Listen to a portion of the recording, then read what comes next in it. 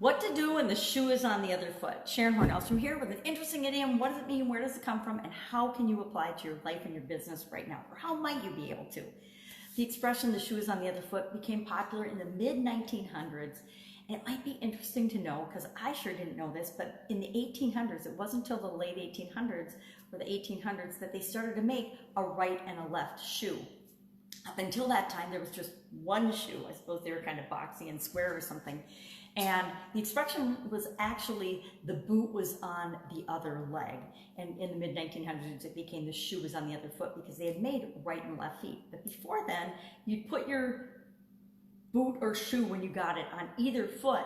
And if you put the same one on the same foot repeatedly, it would kind of contour and form to your foot. And then if you accidentally mixed them up, it would feel funny, it would feel off, right? And the expression became the shoe is on the other foot because it felt like the roles were reversed, the shoes were reversed, and it felt funny or strange. And it came to apply to then any situation that you might find yourself in that was the opposite. So think of students and teachers. The teacher becomes a student becomes a teacher. The doctor becomes the patient becomes a doctor.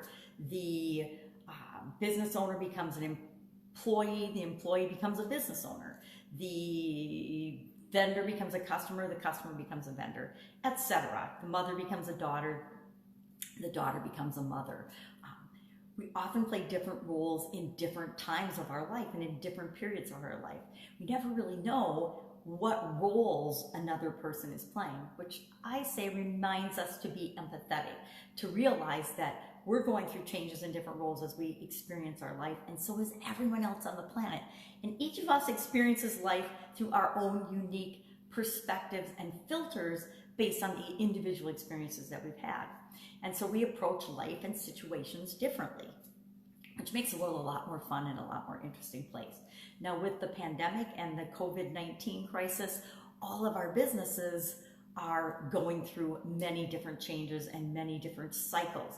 Many of us who have had businesses open and been running for years, some cases decades, automatically find ourselves shut down and at home. Or many of us that have been working out in the world and going to work every day find ourselves working from home. Many of us who have had many jobs before find ourselves unemployed and have the role is now reversed from being the breadwinner and the employed person in our household or taking care of ourselves. We're finding ourselves having to be resourceful and look for different situations and different solutions to provide for even our most basic needs. The roles have been reversed. The shoe is on the other foot. And in some cases, we're waiting for the other shoe to drop, right? Or we're waiting for the opportunity to go back to work, put our shoes on and go trucking back to our lives as we sort of knew them, right? We know that they're not going to be the same as they were, but we want to go back to some semblance of, congregating and being with other people and being more social, because I think all of us are starving for social interaction now. So I love this expression. I'm sure I've used it before. I can't think of a specific instance where I've said, hey, the shoe is on the other foot, but I definitely thought it in different situations and different experiences that I've had. And you probably have as well. I have lost my job. I have, I guess this can apply to everything. I mean, I never would have imagined that I would have died, right? And had a sudden cardiac arrest or some kind of an illness and been bedridden. Yet I found myself in those situations. I guess I knew someday I'd be a mother, so that's not a great example. But I love being a student, and now I find as a coach and a consultant, I am as well a teacher, and I share some of the lessons that I've learned along the way with other people. So I would be curious to know what your experience is with this expression, with this idiom. Have you found yourself in situations where the shoe is on the other foot? One of the best ways I find to communicate with people is to put myself in their shoes.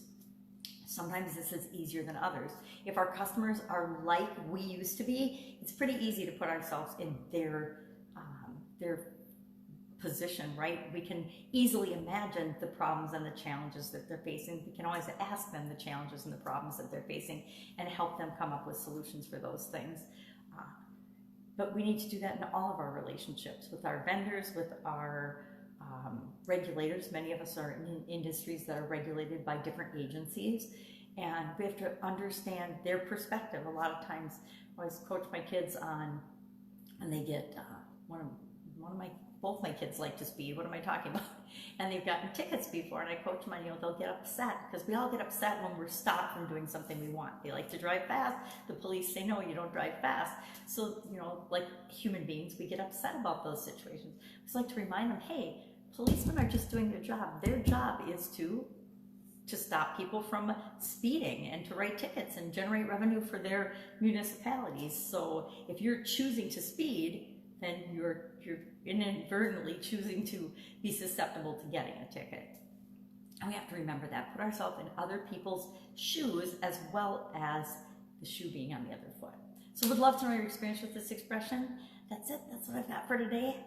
I am going to go enjoy the day with my family. Have an awesome day, and I hope you get the opportunity to do that as well. Even if it's just via technology or Zoom calls, we can still stay in touch with one another. And I will be with you tomorrow with another interesting idiom. What does it mean? Where does it come from? And how might you be able to apply it to your business and your life right now?